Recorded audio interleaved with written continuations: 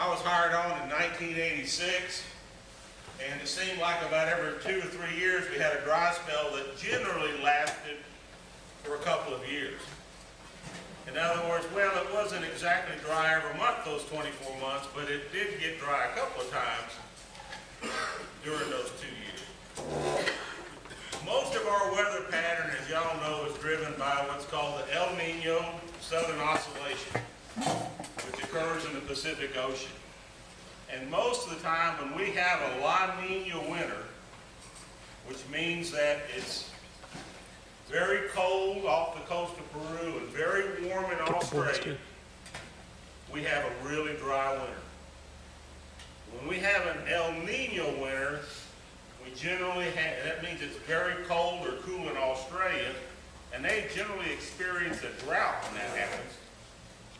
And then we have a very cold, a very warm climate off the coast of Peru. We generally have wet winters, or at least winters that are normal. It looks like the La Nina system is breaking down, at least that's what the Aussies are claiming, and they should know because they get the weather first. And it looks like we're probably moving into a neutral system, which means that for that weather system, it's not going to have a major effect on us in terms of low rainfall. We should be pretty close to normal rainfall. But what we really want is for the El Nino to come on, which is just the opposite, so we can get above average rainfall. But this will kind of give you an idea. I've been tracking this. This comes out every Thursday afternoon, and it's for the whole United States, and it's actually one for Mexico even. But if we took this particular picture off and looked underneath there, you'd see about 14 or 15 others. I just cut and paste the most recent one and slap it right on there. And you can see a progression from at one time when nearly 95% of the state was this color, with the exception of right up here, a few counties that were yellow. The rest of the state was in the severe and exceptional drought. So maybe we're out of it. Let's keep our fingers crossed. So if we're out of it, are your pastures ready? Okay, do they look like this? Okay, or do they look like this? And really the story's not above ground. The story is underneath the ground. Okay, this is my place, believe it or not. Okay, and that's KR Blue Stem. And a lot of people hate it because it's particularly farmers. But let me tell you, like my wife said, you haven't been in a drought unless you like KR Blue Stem. Because it was the first to come back. Okay, it was the first to come back. It's got seed, it's got rhizomes that grow underneath the ground, and it has stolons that run across the top of the ground. It's not the world's greatest grass, but let me tell you, as soon as it started raining, it was there. But whether you have pine grass, or whether you have coastal, or whether you have one of the different varieties, okay, it's not above the ground that's important, it's what's underneath. Dig out some of those plants and look at their roots. And see what the root system looks like. Because typically what happens is we get a rain and that grass starts to grow, it's trying to reproduce a seed head. That's its first objective, reproduce. And it may do so at the expense of the plant itself. And so you say, well, I need to go in there and hay that or graze it. It doesn't necessarily have to be KR, it could be any grass. And you take those nutrients off, you can really damage the entire plant. Because the root system may be only 4, 5, or 6 inches deep. Give that root system a chance to grow and develop to strengthen that plant. So that's why I said, don't look at what's on top, look down underneath. So, if you think that your root system's good, your plants are coming back, yeah, we have a lot of weeds, but asked to talk a little bit about weed control. This past weekend, I went through I have about a 75-acre hayfield, we were just talking. I tested it, soil tested it, and put out fertilizer, but I didn't put any weed control out this year. Because in the past, I'd always used Grazon P plus D, picloram and dicamba, and both of those hang around the soil for a while. I can use it in northern Jim Wells County, because I don't have any cotton around. But I was killing off all my clover. I was killing off all my beneficial weeds. All those little yellow weeds that those thin cows start hunting the last part of February to eat. Yeah, I was getting a lot of the bull nettle and I was getting all the silverleaf nightshade, but I was killing a lot of beneficials while I was doing it. So go out there and look and see exactly what kind of weeds do you have, because there may be weeds that you might need next spring. I know we have a lot of clover. I've had more calls about what do I do about bloat. Okay? I would have never thought we had clover growing areas. We've had clover growing. Most of the time, clover bloat is a frothy type bloat. It's not a gassy bloat. So, most of our remedies don't work. A paloxylene block still works. I've seen some folks use what we use for baby colic. Now you put a couple of mLs on their throat in their mouth, and I don't remember what it's called, but and I can't recommend it because I'm not a veterinarian. It's off the label. It's only for humans anyway. But I've seen a lot of things tried. The main thing is on this clover bloat is to just try to keep the livestock off it as much as possible.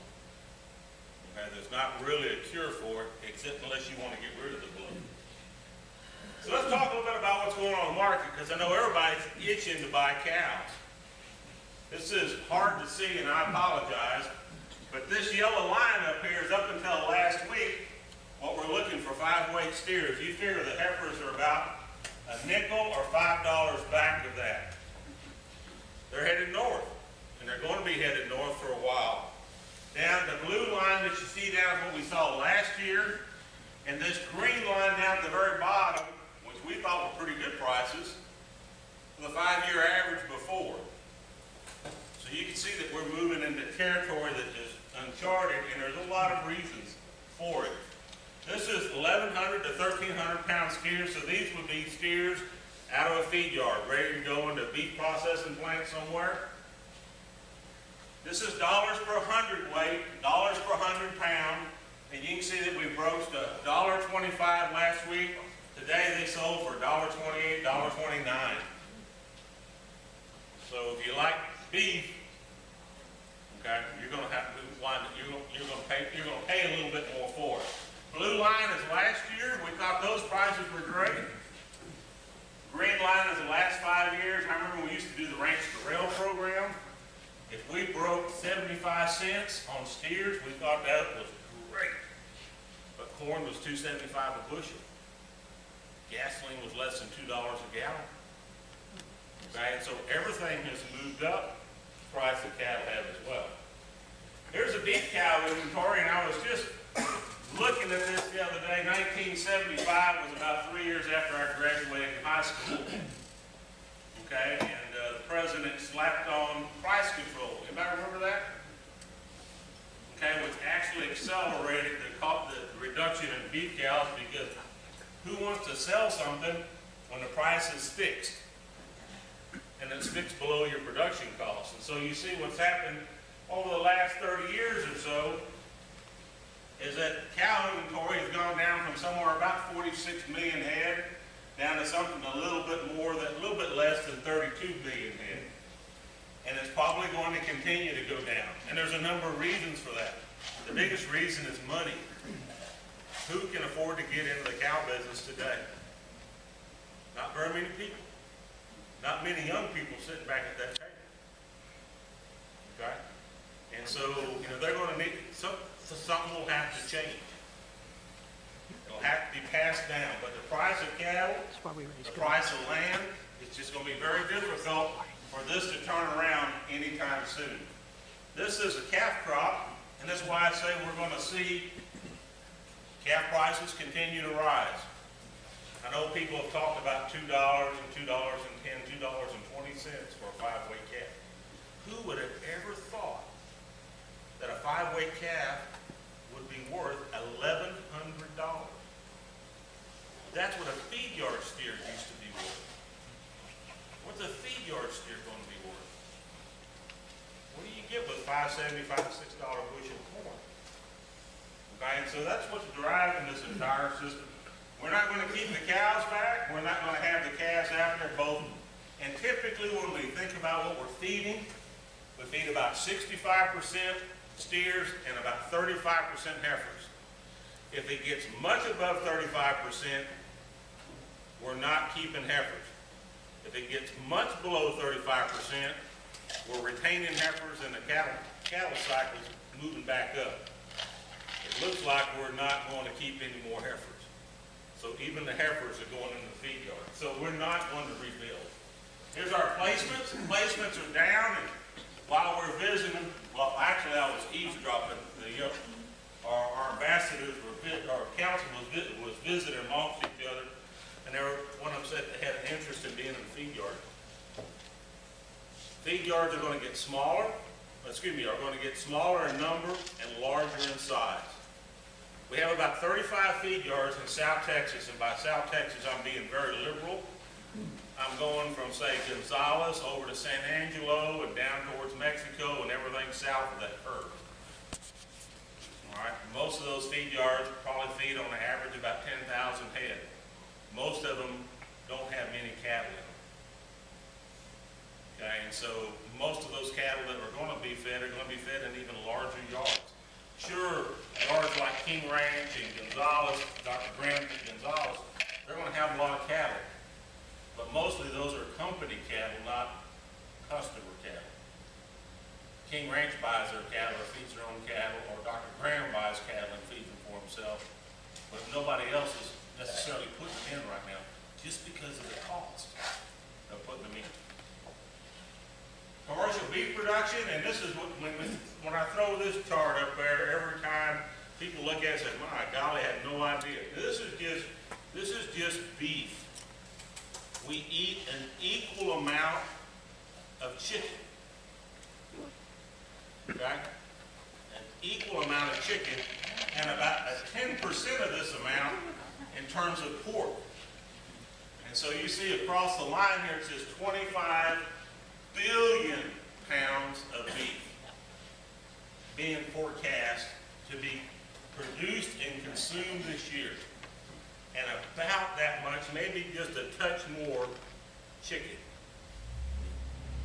And then about 10%, 2.5 to 3 billion pounds of pork. And just a little smidgen of turkey and lamb. But that's what we'll use, and we'll either use it ourselves or we'll sell it to somebody else. Russia really likes the ball, the back of the bird. Okay, so that helps move chicken. Chicken wings. Everybody remember Super Bowl? How many truckloads of chicken wings they could sell during Super Bowl? It was just hard to believe. So we produce and consume a tremendous amount. And even if you think about 25 billion pounds, we're still producing a whole lot, but not nearly as much as we were back prior to 2003. Everybody remembers what happened in 2003, right? December 23rd, 2003, we had our first case of bovine spongiform encephalopathy, also called mad cow. Okay. Remember that day well. Here's what the projections are based on future. So this is what people think cattle are going to be worth. Okay, and this is actually calves. And the green line is this week, or is this year, so you can see what the projections have been, at least through March. We're talking about, in terms of actual cash value, $1.60. Okay, and then I also looked at what the projection was